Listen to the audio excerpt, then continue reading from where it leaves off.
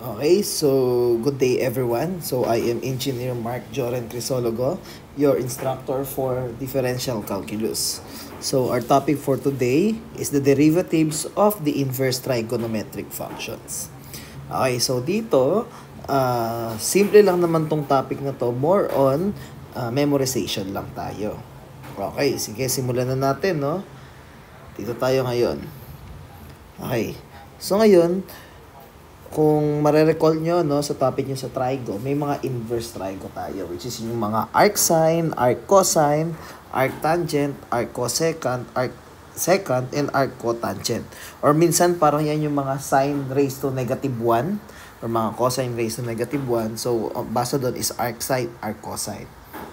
Okay, so ngayon dito, ang topic natin, hanapin natin yung derivative ng mga inverse trigo function. Okay, first formula natin is yung arcsine u. So, ang derivative lang naman ng arcsine u is 1 over square root of 1 minus u squared. Multiply natin sa du. Then, sa arccosine u naman, equal lang yan sa negative 1 all over square root of 1 minus u squared. Multiply by du. Kung mapapansin nyo, si arcsine at si arccosine, halos same lang naman sila ng derivative. Ang pinagkaiba lang, yung cosine ay naka-negative. Dito tayo kay arctangent. So, arctangent u is equals to 1 over 1 plus u squared. Multiply natin kay du. And kay arccosecant naman, yung arccsc. Equal lang yan sa negative 1 all over u. Multiply natin sa u squared minus 1. Multiply sa du. Kung mapapansin nyo, si arccosecant at si arcsine, magkaiba yun na sa loob ng square root, baka magkalituhan. Si arcsine, ang loob ng square root niya ay 1 minus u squared. Kay arccosecant ay square root of u squared minus 1. Tandaan nyo baka magkalituhan kayo dyan. And then, dito tayo kay arcsecant u. Si arcsecant u ay equal lang sa 1 all over u multiply sa square root of u squared minus 1 multiply sa du. Si arccosecant at si arcsecant halos same lang, naka-negative lang si arccosecant. And then kay arccotangent u, equal lang yan kay negative 1 all over 1 plus u squared, multiply natin sa du. Kung mapansin nyo, si arctangent at si arccotangent, halos same lang sila ng derivative. Ang pinagkaiba lang ay si cotangent ay negative. So parang tatlong formula lang yung kakabisaduhin nyo, yung the rest naka-negative lang. Okay, so try natin siyang gamitin. Mag-solve tayo ng mga derivatives. Okay? So, sige, try natin mag-solve. So, number 1. Y is equal to arccosine 4x cubed. So, kung dinanaw natin yung derivative ng ating equation. So, kung mapapansin nyo sa ating formula, ang formula lang naman ng arccosine u is equals to negative 1 all over square root of 1 minus u squared. Multiply natin sa du. So, ang kailangan lang natin malaman dito is kung ano yung u at yung du. Pero madali lang naman yan, no? So, kunin natin yung ating u. Na yung u natin, na yung u natin dyan is yung, sige, okay na yun. Mas malaki yan. Yung 4x cubed. So, ano yung magiging du? Para masyadong makapal pala yung pen. Sige, nipisan ko lang So, ang u natin is 4x cubed.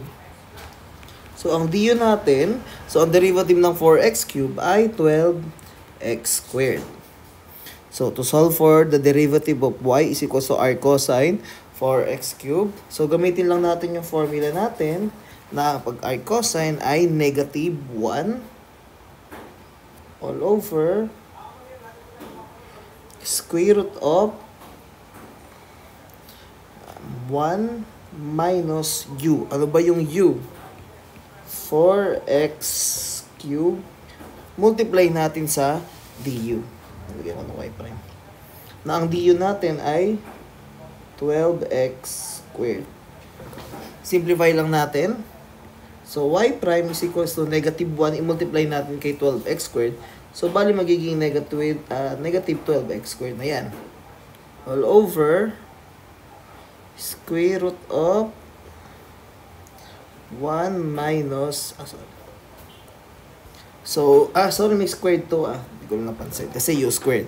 So, 4x cubed, naka-squared. So, bali yung 4 magiging 16, and then x raised to 6. Okay?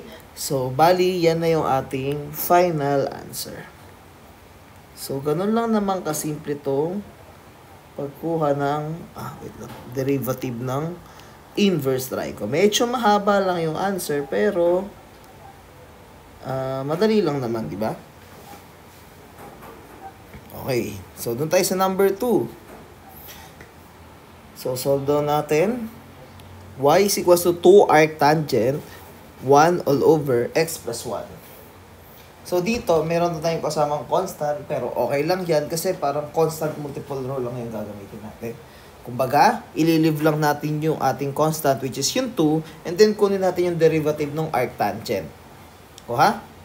So, ngayon, to solve for arctangent, diba ang formula lang yan is 1 all over 1 plus u squared. Multiply natin sa du. Ngayon, ano ba yung ating u? At ano yung du? Okay, kunin muna natin siguro yung u.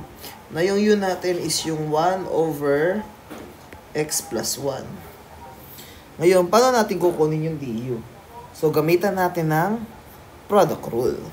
So, di ba ang product rule is v du minus u dv over v squared. Na yung u natin dito is yung 1. Ang du natin ay 0. Ang v natin ay x plus 1. At ang dv natin ay 1. So, to solve for du, so, v na x plus 1, multiply natin sa 0, minus u dv over v squared. So, x plus 1 squared. Okay? So, therefore, simplify lang natin, makakancel na to, no? Cancel na yan. Therefore, negative 1 times 1 is negative 1 over x plus 1 squared. So, solve lang natin. So, therefore, ang ating y prime is equal sa, so, 2. Kunin natin derivative ng arctangent na 1 plus, 1 over 1 plus u squared. Na ang u ko ay 1 over x plus 1 squared. Multiply natin sa du, na ang du ay negative 1 over x plus 1 squared. Paano natin isi-simplify? Ganito lang yan. So, i-multiply lahat ng numerator pag multiplyin, and then i-multiply natin lahat ng denominator. So, ito, 2 times 1 times negative 1, magiging negative 2 lang naman nasa taas. Numerator. Okay? Then, over, ganyan. Over 1 plus 1 over x plus 1 squared. I-multiply natin sa x plus 1 squared. So, parang mag-ano tayo dito. Tawag doon, distribute. So, x plus 1 squared, multiply natin sa 1, magiging x plus 1 squared.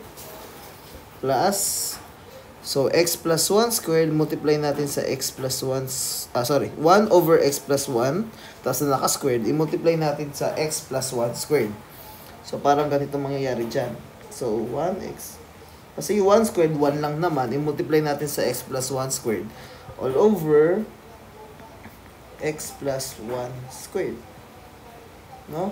So, nangyayari, makakancel na to.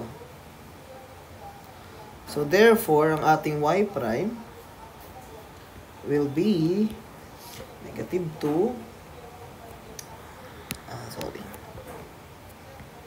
over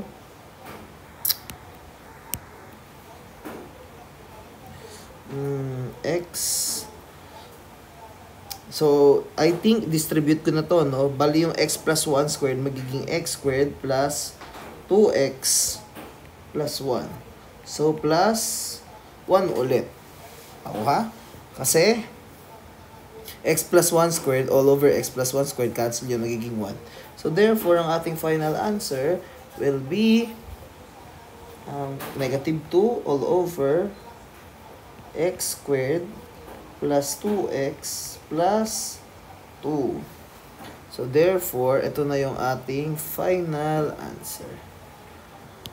Tignan natin.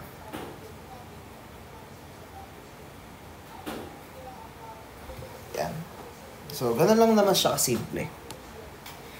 Any question? So, kung may question kayo, feel free to message me kahit sa email or sa aking social media account. Pero sige, moving forward, punta tayo sa question number 3.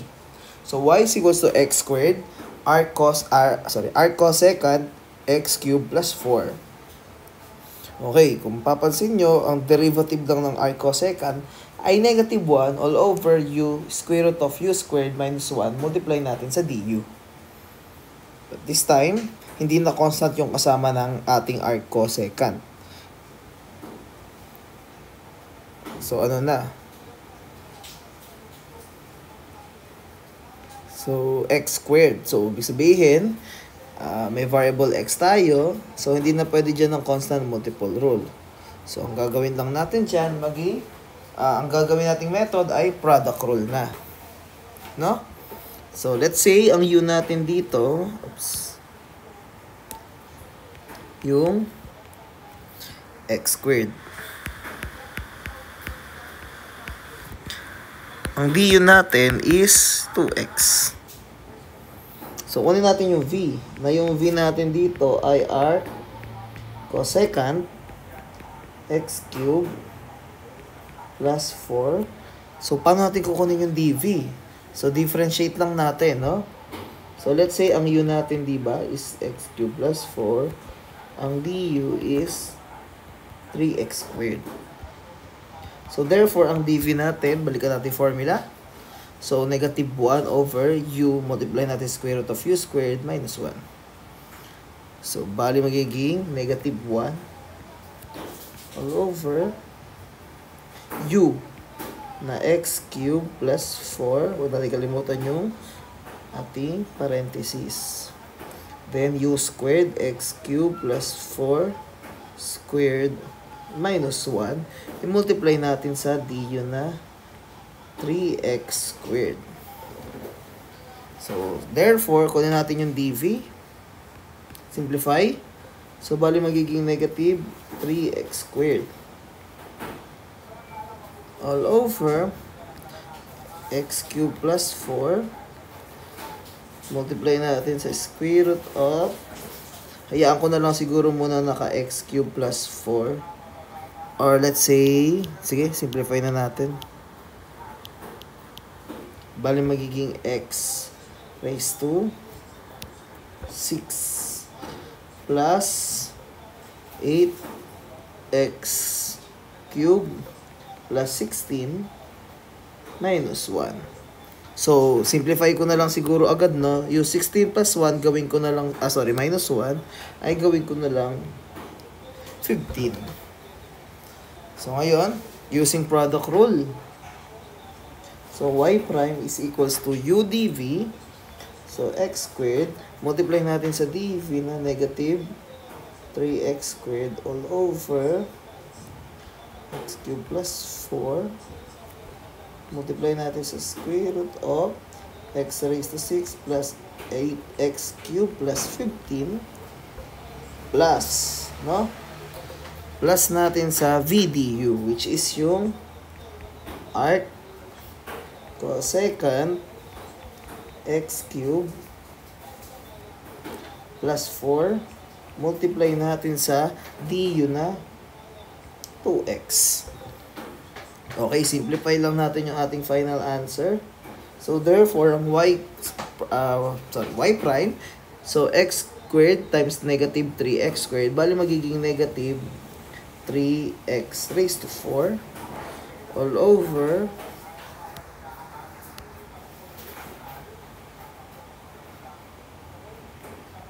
x cubed plus 4 square root of x raised to 6 plus 8x cubed plus 15. Sana magkasya, no? Plus. Siguro ilalim ko na lang. So, hindi mahirap ipilit. Plus 2x arc cosecant x cubed plus 4. So this therefore this will be our final answer. So ano na iintindihan nyo, no? Parang may kulang pala ako. Typo. It's arc sorry.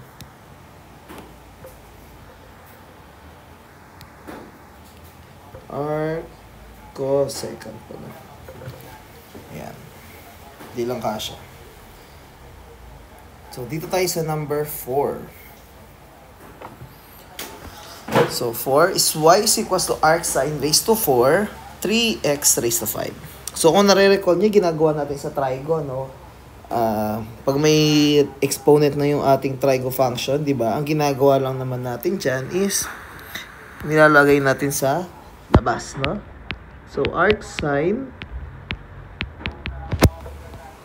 3x raised to 5 raised to 4. No? So, ang gagawin natin dyan is mag-chain rule naman tayo. So, mag-chain rule tayo dahil composite na yung ating function. So, try natin solve, no? So, bali, yung 4, bababa. Then, arc sine 3x raised to 5. Then, magiging cube na lang to. So, i-multiply natin sa derivative nung nasa loob na, no? Ang derivative ng arc sine is 1 over square root of 1 minus u squared. Multiply natin sa du. So, multiply natin sa 1 over square root of, sorry, nakalimutan ko, 1 minus u squared. So, bali, square root of 1 minus u squared. So, ang u ko ay 3x raised to 5. Naka-squared. Multiply ko sa du. Na ang du ko ay 15x raised to 4. Simplify. 15 times 4. So, bali magiging 60. Sama na natin yung x raised to 4. And then, arc sine. Balik ko na yung cube.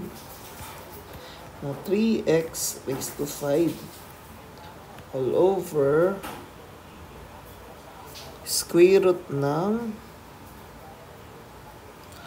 1 minus, so 3 squared is 9, x raised to 10. Kasi naka-squared. And therefore, this will be our final answer. Ay.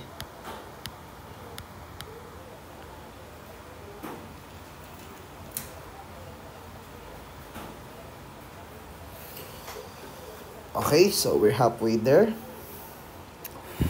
Isa pa, try naman natin mag-solve. Paano pag ganito naman? Number 5. Y is equals to arctangent sine 2x raised to 4. Okay, balikan mo natin derivative ng arctangent. Diba ang arctangent is 1 all over 1 plus u squared du. So, ganun lang kasimple. So, kunin natin ang derivative ng arctangent. So, kunin lang naman natin dyan yung u and yung du. So, ang u naman natin dito, diba, is yung sine 2x raised to 4. O, ano yung magiging du natin? Diba, ang derivative ng sine is cosine u du.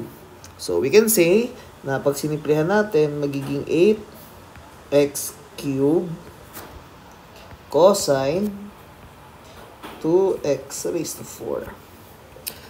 So, from our last topic pa naman yan, no? So, I think, nagigets nyo kung bakit naging 8x cubed cosine 2x raised to 4. So, kunin natin ang derivative niyan.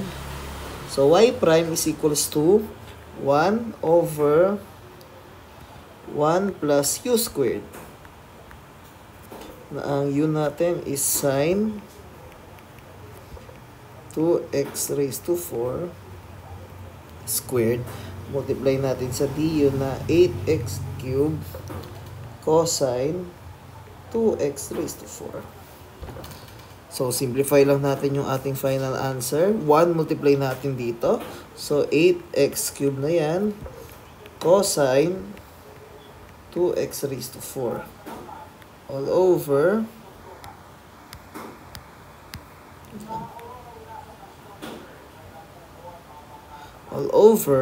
1 plus, naka-squared yan, so magiging sine squared 2x raised to 4.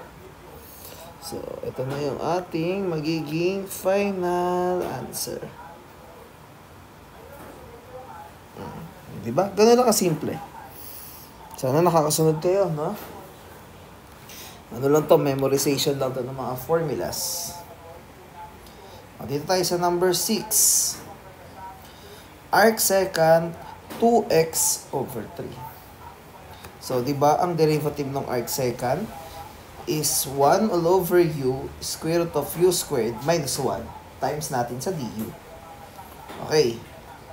Kunin muna natin siguro yung u at yung du. Na ang u natin dito is 2x over 3.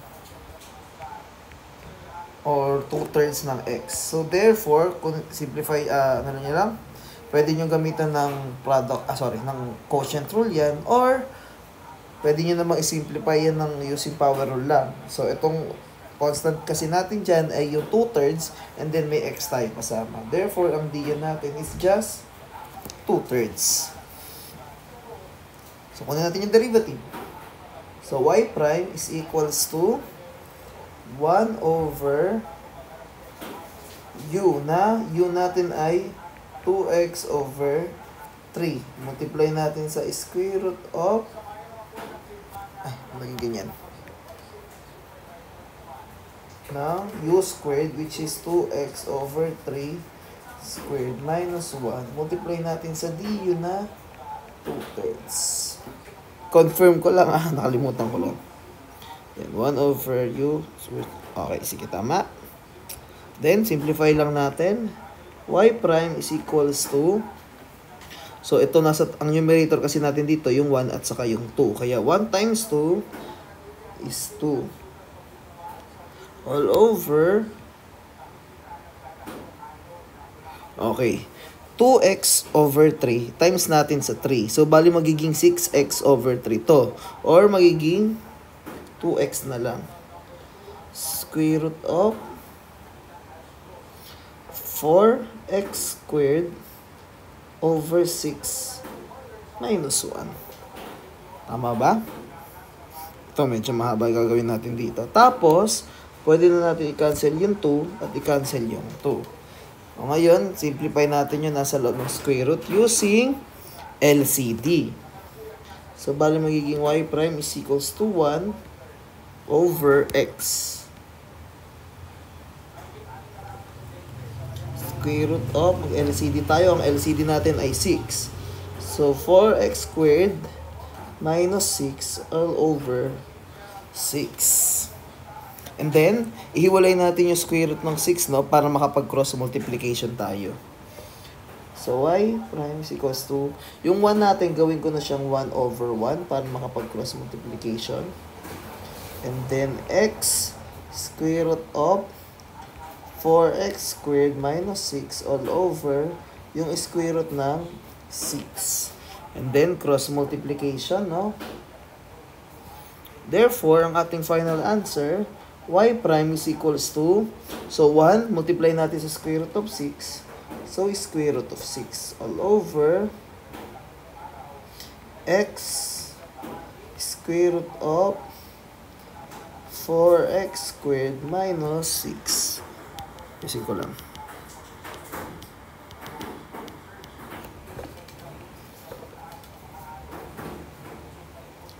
Hindi naayos. Ay, maayos ah.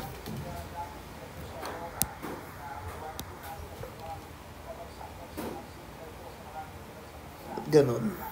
Nagloloko. Kaya nagloloko lang. Kaya mo na nga. Magiging 4x squared minus 6. So, therefore, ito na yung ating final answer. Teka, napapangitan ako.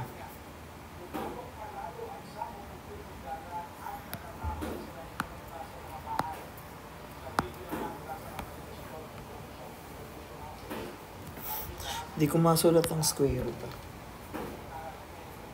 Yan, square root of 6. Square root of 4x squared minus 6. So, final answer. Okay, dito tayo sa number 7. 1 plus x squared arctangent x minus x. Okay, paano gagawin natin? Di ba ang derivative ng arctangent? Nasolve natin kanina yan, no? 1 over 1 plus u squared, multiply natin sa du. Kaya lang, may kasama yung 1 plus x squared. So, ibig sabihin, product rule tayo. Na ang u natin, di ba, is 1 plus x squared. Na ang du natin is 2x. So, ang v obviously is arctangent x. dv is 1 over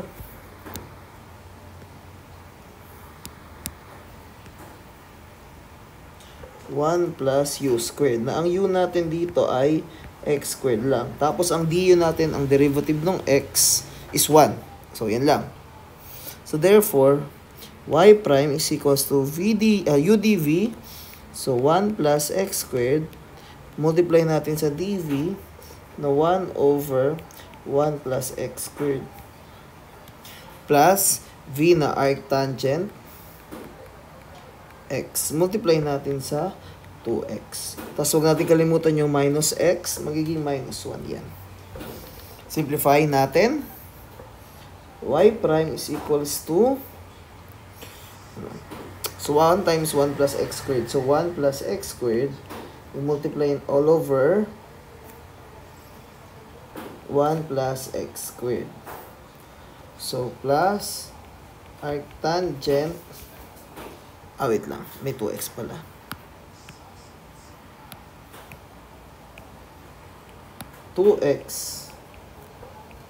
Arctangent x. Then minus 1. Simplify. Itong 1 plus x squared all over 1 plus x squared, cancel. So, titira dyan. So, titira dyan. So, y prime is equals to 1 plus 2x arctangent x minus 1. So, 1 minus 1, 0, no? So, therefore, ang ating final answer is 2x arctangent x. So, this will be our final answer. Okay, so dito tayo, last problem. Number 8. So, arc cosecant x all over arc secant x. Kunin natin yung derivative. Na ang u natin dito, bilisan natin, no? Since I think nagigets yun na rin naman. Na ang u natin dito is arc cosecant x. So, ano ang du?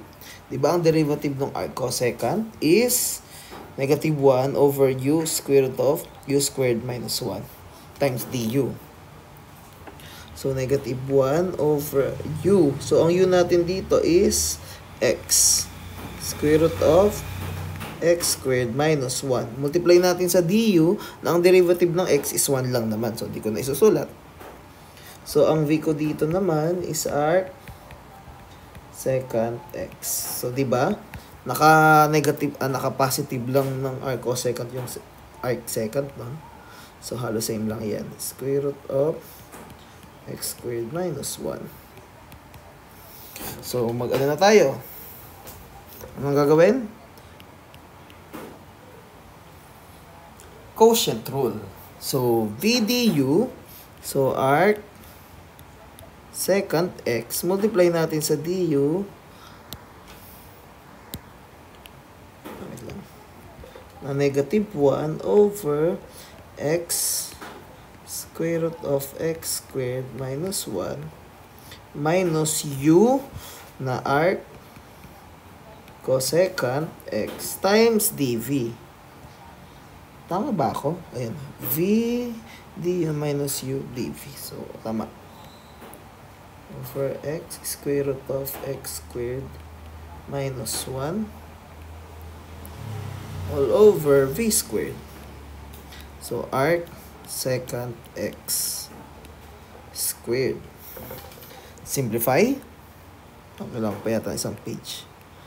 So, bali magiging negative arc secant x over x square root of x squared minus 1 minus arc cosecant x over x square root of x squared minus 1 all over yung arc secant squared x.